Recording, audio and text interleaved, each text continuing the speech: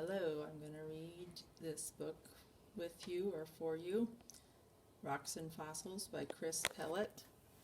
And I'll also be pointing out if there is an AR test question on each page, so you have a little bit of time to focus especially hard on that page. So Rocks and Fossils.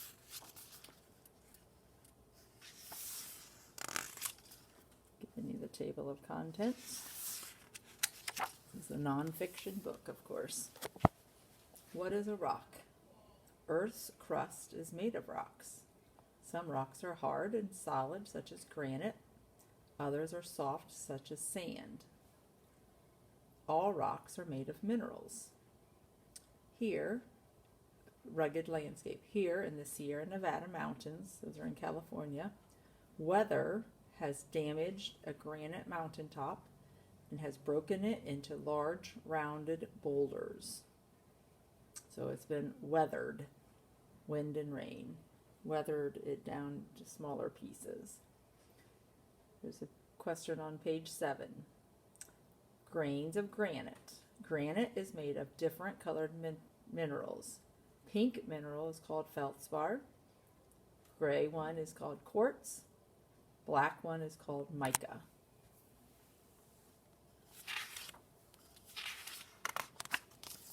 Page 8, rocks from fire. When a volcano erupts, red-hot lava bursts out and gushes downhill as boiling rivers of fire. Slowly, the lava cools and hardens into rock. We call this type of rock igneous, which means, quote, made from fire. Underground, we have igneous rocks also form underground when molten or melted rock called magma cools down. That would be intrusive. Cooling lava. Lava takes a long time to cool. First, a thick skin forms over the top, and then slowly all of the lava turns into solid rock. So when it's underground, it takes a long time. There's a question on this page 10. As molten rock cools, crystals are formed. Large crystals grow if the rock cools slowly. Small crystals grow if the rock cools quickly. Medium crystals, this microgranite rock has smaller crystals than granite because it has cooled more quickly. Lava columns. Basalt has tiny crystals and can have a smooth surface. It often cools into 6-sided columns. I think that's in Ireland. Cracks for climbing. Granite has large crystals, and when the granite magma cools, cracks form in the rocks. Climbers grip those cracks as they climb. Second-hand rocks. Sand, mud, and pebbles in a lake or river or lake or a seabed, like the ocean, can be turned into rocks called sedimentary rocks. These rocks can be told apart from the others because they have layers or strata. So that's the sediments. Shell rock. Limestone is often made of tiny shells. Curved snail shells can be seen in this rock. Fossils. There's a sea cliff. Sandy cliffs. These cliffs in Dorset, England, are made of layers of compressed or compacted sand that form in the seabed years ago. Layer by layer. There are 3 different types of sedimentary rock. One type is made of the remains of dead sea animals. Another is made of mud, sand, or pebbles. And the third is made when water evaporates. Tiny creatures. Limestone is made of the skeleton of millions of tiny sea creatures. It is weathered easily, so it would be kind of softer. often forming scenery such as the picture below. So the harder stuff is left, softer stuff has been weathered away and eroded away. Rock gypsum, seawater, contains minerals. Salt we know for sure. When it evaporates, minerals stay behind and form rocks such as this gypsum. Sandstone is a very common rock. It often forms colorful layers such as you can see in this picture to the right. There's a question on that page, page 15. Sorry I didn't tell you before. Number 16 page, rocks that change. Rocks change when they are heated deep underground. Their crystals grow larger. Limestone, a sedimentary rock, turns into a metamorphic rock called marble. Layers in the rock disappear as it takes a new form. Fossil layers. Limestone is a rock formed in the sea that contains fossils. These fossils break down when the rock changes into marble because of that heat and pressure. Smooth marble. Marble has millions of pale crystals made of a mineral called calcite, stuck together tightly like a jigsaw puzzle. Monumental rock. Marble is cut into many different shapes and is used to make ornaments, sculptures, and gravestones.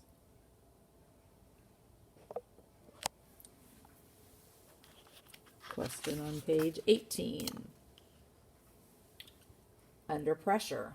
As Earth's crust moves, any rock deep underground are twisted, smashed, squashed, and their shape is changed by the pressure. Twisted gneiss. Gneiss rocks has twisted bands of dark and pale minerals. It used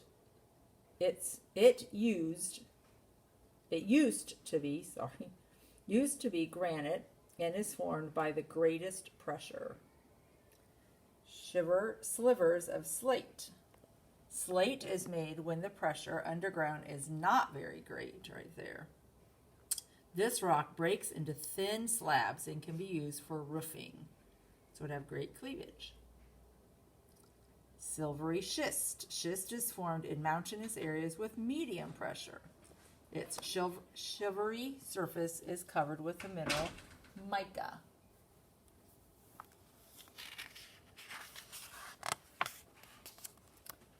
Wear and tear. Rocks do not last forever.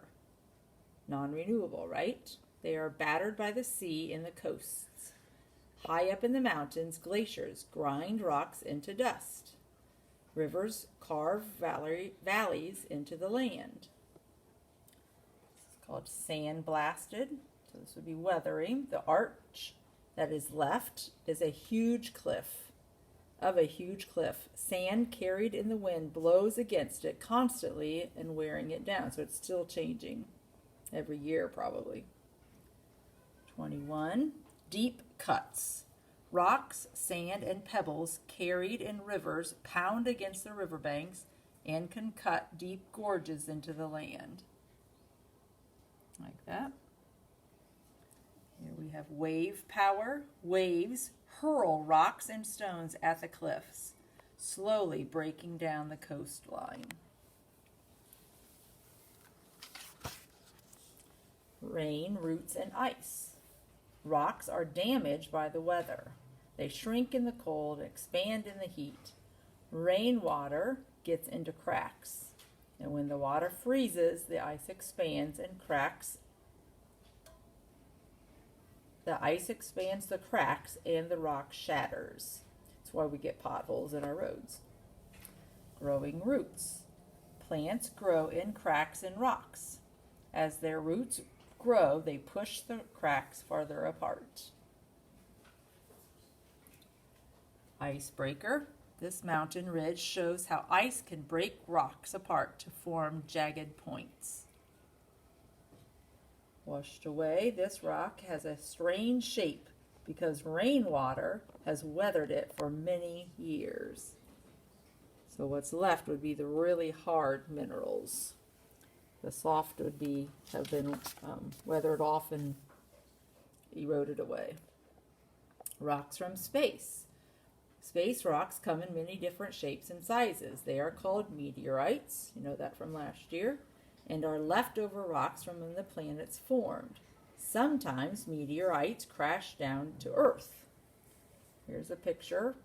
This huge crater in Arizona was formed when a gigantic meteorite smashed into Earth. It is almost 1 mile wide, so more than the length of 14 jumbo jets, so the big jets that carry lots of passengers. Here's an explosive rock. When large meteorites hit the ground, they explode. The heat from the explosion melts the rocks under them, or what they hit, creating glassy stones called tektites. Hot metal. Here, most meteorites are made of metal, like this one. As they rush through the sky, they became very hot and can be seen as trails of light, called shooting stars.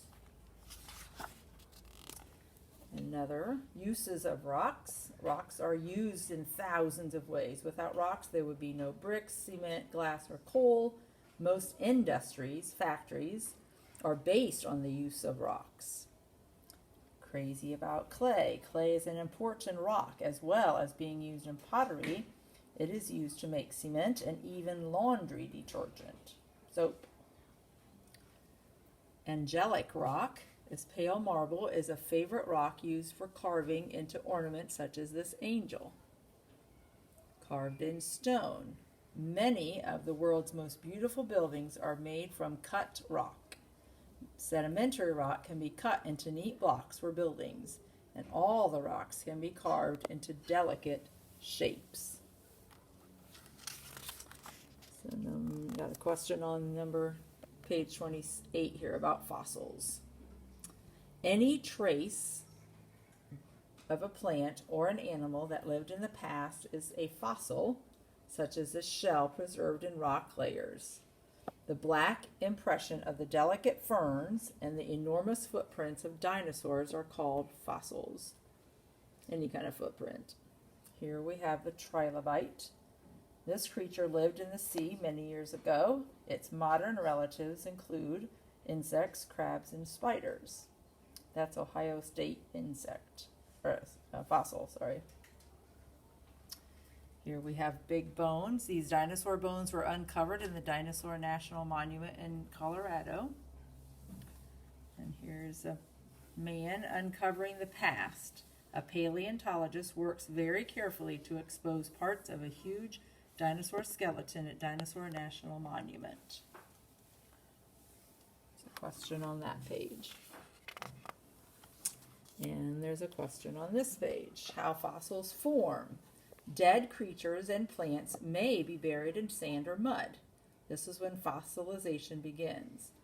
The soft parts of the animal rot away, while the hard parts, its shells and bones, teeth sometimes too, become fossilized. It says stuck fast and forever. This ant is caught in the sticky resin oozing from a tree like sap. It will die there and may become a fossil if it doesn't get out somehow. Here we have a fossilized fly. Many years ago, this fly became trapped in resin, which hardens to amber, fossilizing that fly. And then in the background here, these curved things, those things are called ammonites right there. Ammonites swam in the sea when the dinosaurs roamed the land. They are close relatives of squid and octopus. So the question about that page. Ancient sea creatures. Fossils of dead sea creatures lie buried under the constant buildup of muddy and sandy layers on the seabed. Trilobites, corals, mollusks, starfish are all common fossils from the ancient seas. Tropical fossils. Corals build their homes out of limestone, often in tropical seas. Fossil corals tell geologists where the seas were long ago. That's what that is right there. Over here we have a stone starfish. Even delicate animals such as a starfish can be fossilized. This fossil has formed in shale, a sedimentary rock, so it's like mud, formed on the seabed from packed mud. So this was mud all around here that fell into it and then got covered up and preserved. The age of the dinosaurs. I'm going to skip. That takes us to a question on page 36, fossilized plants. Fossils of stems and tree trunks are common, especially in rocks that contain stem seams or layers of coal. Among the seams, even fossils of delicate ferns may be found, like that right there. Those are ferns.